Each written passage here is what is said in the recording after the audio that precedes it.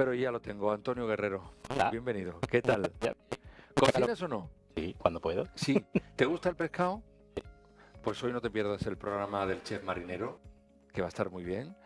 Y hoy vamos a hablar de una cuestión que, sinceramente, yo normalmente sé de qué vamos a hablar, pero hoy no. Es que a mí me gusta hacer cosas raras. Hoy no. Hoy con Antonio Guerrero, con nuestro psicólogo de cabecera, no tengo ni idea porque, fíjate, a mí me ha pasado el título de lo que vamos a hablar hoy y yo me he quedado igual. Yo espero que lo explique, porque si no, ustedes no sé lo que van a hacer en casa. Procesamiento automático de la información y sesgos cognitivos. Tú ves esto y yo creo que es un plato de un menú de un restaurante de alta cocina. Antonio, ¿qué es esto del procesamiento automático de la información? Esto es un tema de categoría, ¿eh? Es un tema de Es un categoría. tema de categoría. No, mira, ¿sabes por qué quise hablar de este tema? Porque el otro día en la consulta me preguntaba, me decía un paciente, ¿no? Me decía, oye, Antonio, tengo la sensación de que siempre me pasan las mismas cosas. Entonces, claro, digo, joder, pues a lo mejor esto es un El tema día de la interesante. marmota, ¿no? Más o menos un poco. Entonces, claro, digo, bueno, pues voy a contar un poquito esto, porque a lo mejor hay mucha más gente que le pasa esto y no sabe muy bien por qué. Entonces digo, bueno, ¿cómo planteamos esto, no? Pues mira, hay una cantidad de información que vamos recibiendo en el día a día, como tú te puedes imaginar. A través de sentido nos llegan por la vista, por el oído, por el olfato, por el gusto. Estamos sometidos a una sobreinformación total por todos los medios, ¿no? Entonces, claro, ¿qué pasa? Toda esa información no pasa para adentro, porque entonces imagínate, o sea, tendríamos que ser como un satélite ahí captándolo todo y nos petaríamos, o sea, petaríamos del todo.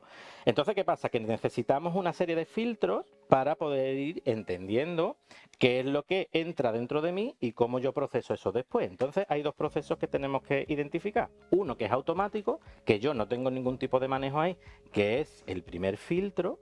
Y una vez que yo hago ese primer procesamiento automático, esa información pasa ya a mi conciencia y ahí es cuando yo ya hago algo con el pensamiento, ¿vale? Ahí es donde yo ya empiezo a hacer algo de una manera más consciente, pero el primer filtro es automático. Y esto es lo que yo quería que un poco se supiera.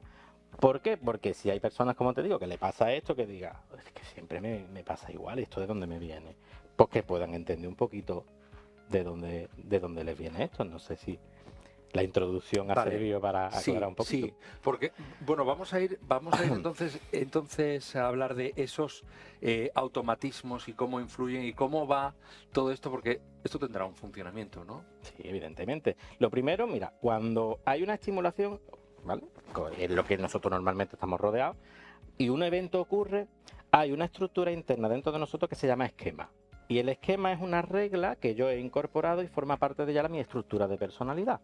Hay muchos tipos de esquema. Por ejemplo, mira, si yo ahora te preguntara, ¿cuántos son 4 por 3? 12. 12.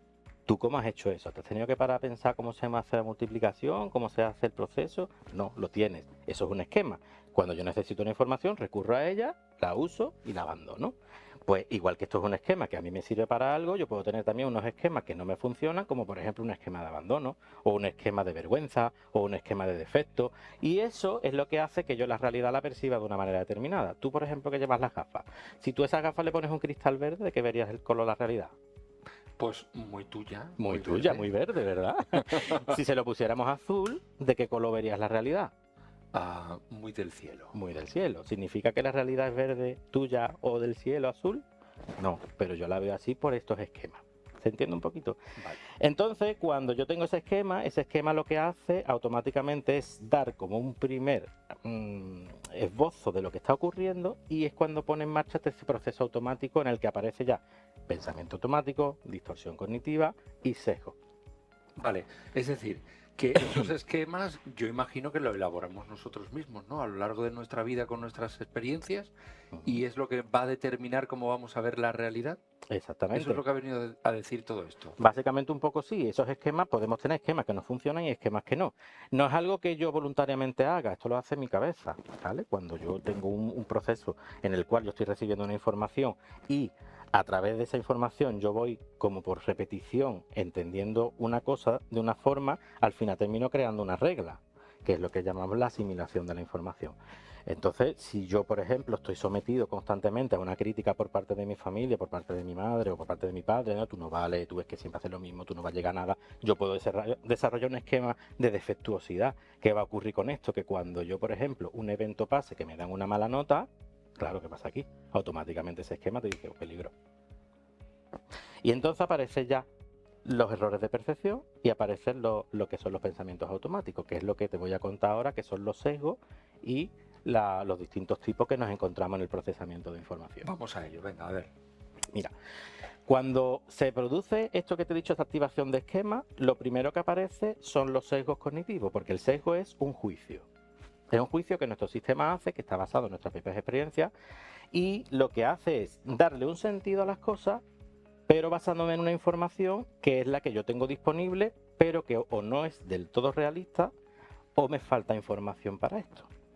Esto está pasando mucho en la actualidad con ciertos medios de comunicación que te lanzan una bomba informativa, tú te das una idea y cuando te lees la noticia no tiene nada que ver con lo que te ha contado. Y dices tú, uy, ¿aquí qué pasa? Pues eso es un sesgo. Entonces, inicialmente, en este procesamiento automático, en este primer acercamiento a la información, hay 3 sesgos muy importantes que son los que aparecen. El primero es el de la atención, que llamamos sesgo atencional o atención selectiva. ¿Esto qué significa? Que va a haber algo que va a captar mi atención. A lo mejor la mía, la tuya no. Por eso es selectivo. Si yo qué sé, ¿qué te digo? Tú imagínate una mujer que tiene un niño pequeñito. Pues a lo mejor ella está durmiendo, escucha por la noche 1000 ruidos, no se despierta, pero escucha al niño, ¡ah! ¡Uy! Y ahí ese lo ha captado. Y a lo mejor Mario está durmiendo, ni se entera. O los otros hijos ni se entera que el otro ha llorado. Pero la madre sí. ¿Por qué? Porque tiene ese sesgo de atención que le hace atender a un estímulo determinado que otra persona a lo mejor no. Después aparece otro sesgo que tiene que ver con la atención, porque yo pongo mi atención en algo y después viene la percepción. Es lo que yo entiendo ahí.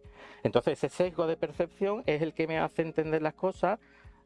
Por ejemplo, tú me estás diciendo algo y yo no escucho lo que tú dices, escucho lo que quiero escuchar.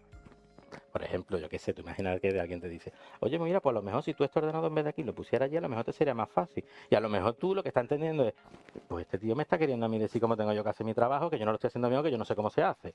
Entonces, como que yo estoy percibiendo una cosa que a lo mejor no es. Eso es muy común. Eso es muy común, claro. Por eso te digo que como son procesos automáticos, no nos damos ni cuenta, pero pasa. Entonces, claro, tú imagínate, el tú entender esto también te da pie a que tú digas, me tengo que parar un poquito antes de hacer un juicio rápido sobre algo, porque puede que la información que yo esté recibiendo no sea del todo cierta o me falten datos. Entonces, claro, si yo ya tengo por un lado el sesgo de atención, por otro lado el sesgo de percepción, ahora aparece el tercero en discordia, que es el sesgo de la memoria, que es el que te dice, esto ya ha pasado, acuérdate. Entonces, claro, tú a lo mejor tienes ahí un punto que algo me está pasando ahora, mi cabeza va a esos puntos donde yo digo, a mí esto ya me ha pasado aquí, o esto a mí me suena, o esto en algún momento de mi vida ya yo lo he vivido. Entonces yo puedo prestar más atención a esa información en ese momento porque me está recordando a otros puntos. Entonces estos 3 son los que hacen que cuando yo estoy sometido a estos inputs, a esta estimulación de fuera, primero atiendo algo en concreto, le doy un sentido, la memoria me lleva a ver que esto ya ha pasado y entonces cuando ya empieza a aparecer el pensamiento negativo, empieza a aparecer el pensamiento automático. Que, como dijimos el primer día, no sé si te acordarás, tú estás en tu casa viendo tuya por la noche, ahora sí. Qué bien se lo ha preparado hoy, ¿eh? Es que uno... Entonces tú estás viendo tuya por la noche y te viene ese pensamiento de, uy, si yo ahora cogiera el cuchillo ¡pum! Y le pego una puñalada a alguien. Claro, esto al final es un pensamiento automático que te viene, que tú ni lo has buscado, ni tú te dedicas a la puñalada como ya el destripador por la calle, ni nada por el estilo. Pero esto me ha venido a mí, ¿por qué? Porque algo en el ambiente ha hecho que este pensamiento termine apareciendo. Entonces eso es lo que llamamos pensamiento automático. Es intrusivo, yo no lo busco, viene, me crea malestar. Hay un problema con el pensamiento automático y es que tiene una tendencia a creerse sin cuestionarse. Entonces, claro, ¿qué problema tenemos aquí? Que tal y como me viene, yo voy a reaccionar y no me voy a cuestionar y decir, oye, pero esto tiene alguna base, esto realmente de dónde me viene, ¿no? Sino que automáticamente, pum, pa, es como un resorte. Entonces, ese es uno de los problemas que tiene el pensamiento automático. Y entonces, ¿qué pasa? Que también, tal y como te he contado, esos pensamientos empiezan a aparecer y ya dentro de lo que ya pasaría un poco allá el proceso controlado, hay otra serie de sesgos que también pueden ir apareciendo y uno de ellos, por ejemplo, es el sesgo de confirmación. Que esto es un poco el como, ve, yo sabía que esto iba a pasar. ¿Qué pasa? Que claro, yo tengo una percepción de algo, ¿no? Y tú imagínate que tú dices, bueno, yo es que soy mal estudiante. Y entonces, claro, tú dices, mira, ve, me ha salido mal este ejercicio, me está costando estudiar, no soy capaz de retener esto, me están llamando la atención en el instituto o en la universidad o donde sea. ¿Esto que viene a confirmar? Que eres mal estudiante. Eso, pero a lo mejor yo no me doy cuenta que ya estoy en la universidad, que he aprobado más asignaturas, que a lo mejor otras materias no me cuesta tanto. Yo confirmo lo que para mí tiene sentido y lo demás lo ignoro. Esto es un sesgo de confirmación. Y hay otro que también es muy común, que es el sesgo de retrospectiva. Que el sesgo de retrospectiva, esto es el del plan del cuñado, que te dice, esto se podía haber evitado, esto se podía haber hecho de otra manera. Claro, pero yo lo sé hoy, pero en su momento no lo sabía. Con lo cual, ¿cuál es el sesgo de retrospectiva? El creer que las cosas hoy se podían haber predicho antes de una manera mucho más de lo que se predijo. Es decir, por ejemplo, ¿qué pasó con el COVID? Que ahora todo el mundo dice, es que se tenía que haber hecho esto, es que se tenía que haber actuado así. Claro, pero esto lo decimos 4 años después. Claro. Cuando vino el COVID, todo el mundo estábamos que no sabíamos qué hacer. Con lo cual, eso es un sesgo de retrospectiva. El decir hoy que en el 2020 se podía haber hecho esto, se podía haber actuado de otra manera. Entonces, claro, ahí realmente, si te das cuenta, la información no es realista. Eso es lo que te decía, que es un sesgo, porque no tenemos información realista, sino que está como influenciada por la manera en la que nosotros terminamos viendo las cosas. Entonces, todo esto son un poquito unos sesgos que tenemos ahí que influyen mucho en la percepción. Y hay uno en particular que es el que traigo, que es el sesgo atribucional, que a mí este me fascina, porque a mí me fascina el sesgo de atribución, porque esto es que somos unos cachondos y nos van a marcha, esto es así. Entonces, pues bueno, yo he traído, porque dentro de lo que es el sesgo de atribución, Sí. hay como distintos ejemplos, lo podemos ver de distintas maneras. Entonces, pues yo me he traído como 4 ejemplitos, un poco así, por ilustrar, ¿no?, cuál es el sesgo de atribución. Y que se entienda a lo que me refiero con esto. Una atribución es donde yo pongo la causa de las cosas, es decir, bajo mi punto de vista, donde yo pongo la causa de lo que está ocurriendo. Entonces, claro, eso está mediado, como hemos dicho, por nuestras expectativas, por nuestras experiencias, por los aprendizajes, por los mensajes socializantes que hemos recibido.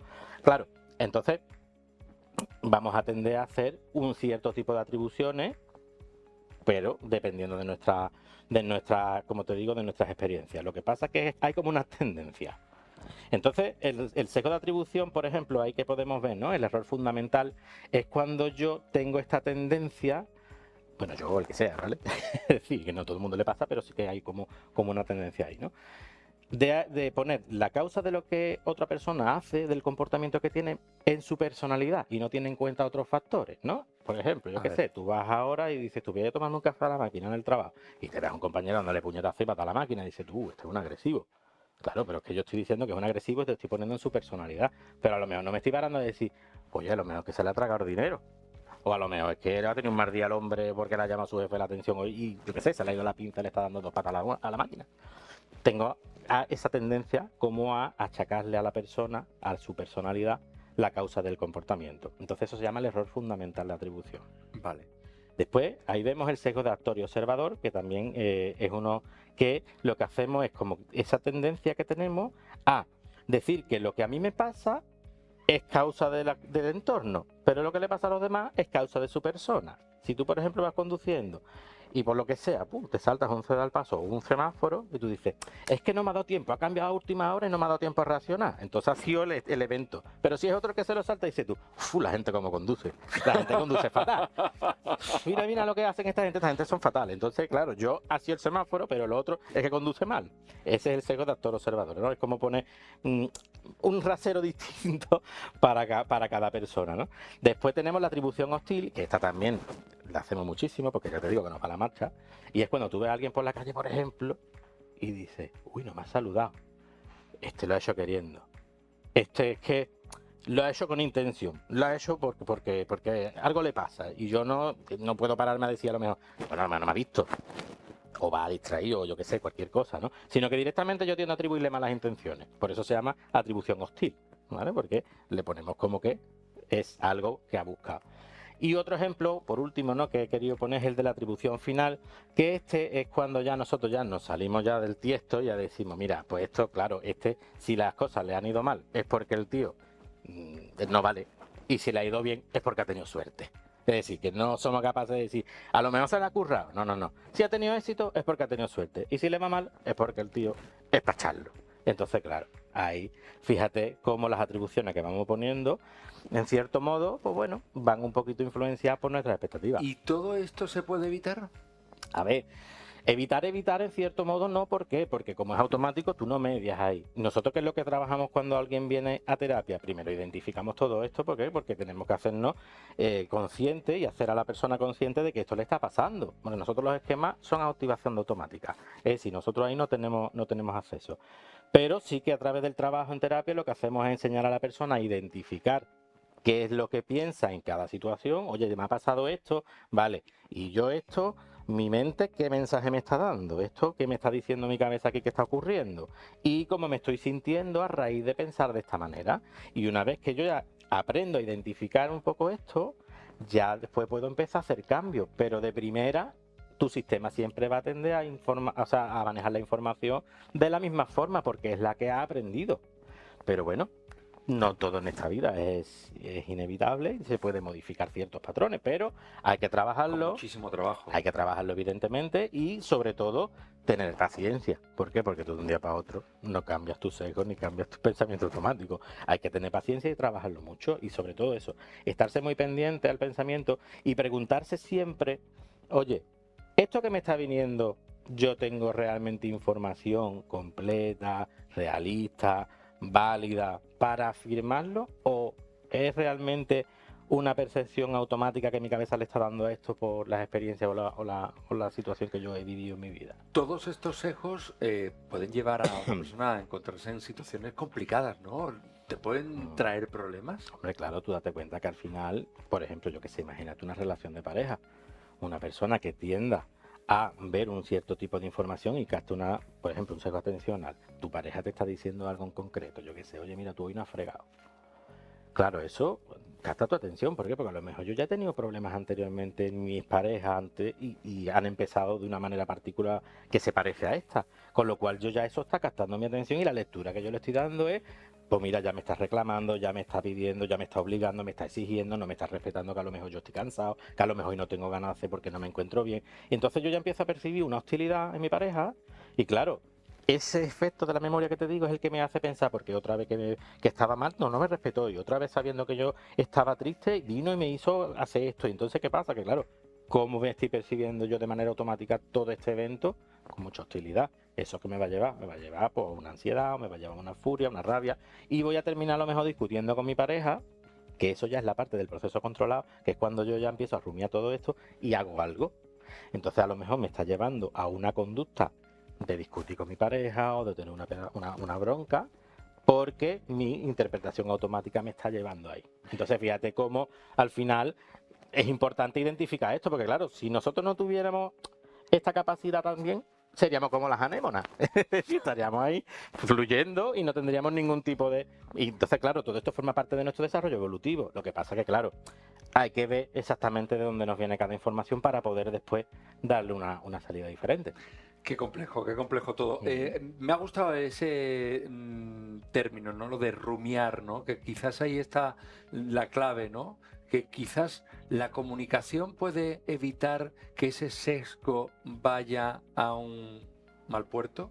Evidentemente, tú date cuenta que todo lo que tú tengas conflicto, sacándolo hacia afuera lo vas a poder manejar. Como no lo puedes manejar es quedándotelo dentro. El sesgo, como te comento, es automático, con lo cual yo no tengo mediación ahí. Esto pasa y mi sistema automáticamente lo va a interpretar. Lo que pasa es que cuando eso ya pasa al plano de la conciencia y yo recibo esos pensamientos negativos, yo ahí es donde tengo la opción de decir, o hago lo que me está diciendo el pensamiento negativo, me dejo llevar por aquí y acabo haciendo lo que hago siempre. O dos, me paro, me planto, veo qué es lo que me está pasando a nivel de pensamiento, me trabajo ese tipo de pensamientos, porque ya te digo, los pensamientos automáticos se desmontan más o menos fácilmente, porque tú nada más que buscando las pruebas que tienes a favor, pruebas reales, no me digo, porque al final tú dices que yo soy mal estudiante y encuentro 200 pruebas, ahora otras que sean realistas. Entonces, una vez que yo desmonto el pensamiento, ya puedo hacer algo diferente. La cuestión está sobre todo en eso, en tener claro que un pensamiento negativo realmente no es más que la manifestación de algo más interior, que es el esquema. Porque claro, si yo tengo un esquema de abandono, mis pensamientos por dónde van a ir, me van a dejar, no me van a querer, nunca voy a encontrar a nadie que me entienda. Es decir, que el esquema es realmente el que está por detrás. El pensamiento negativo, por lo menos a mí me gusta trabajarlo en terapia de esa manera, con este pensamiento y decirle, vale, pero si esto es verdad, ¿qué pasa? Y entonces ya va a empezar a salir conflicto interno. Pues, ¿qué pasa si la gente no me quiere? Porque yo me quedé solo, que al final me van a abandonar. Y entonces, ¿esto con qué me conecta? No, pues esto me conecta con mi infancia, con la experiencia que he tenido, con mis padres, con tal. Entonces, realmente no solo es quedarte a nivel superficie de pensamiento. Y evidentemente después, si vemos que hay ahí conflicto interior, entramos a trabajarlo. Y ya ahí es lo que te digo, ya depende un poquito del conflicto y de la historia, pues se trabaja de una manera o de otra, se trabaja o con trauma, o se trabaja con terapias más de tipo de esquema, o con terapias más cognitivas, va a depender un poco de lo que nos vayamos encontrando, pero evidentemente hay que trabajarlo, que esto, como lo deje por su camino, puede acabar muy mal. sí, la verdad que sí. Lo cierto es que nosotros sí que tenemos que acabar, porque se nos acaba el tiempo, pero como siempre, una maravilla. Y además, importante eso que acaba de decir Antonio Guerrero, nuestro psicólogo, importante trabajárselo, importante mirarlo y tal, y siempre acudir a un profesional, que eso es fundamental. Antonio Guerrero, muchísimas gracias por estar con nosotros.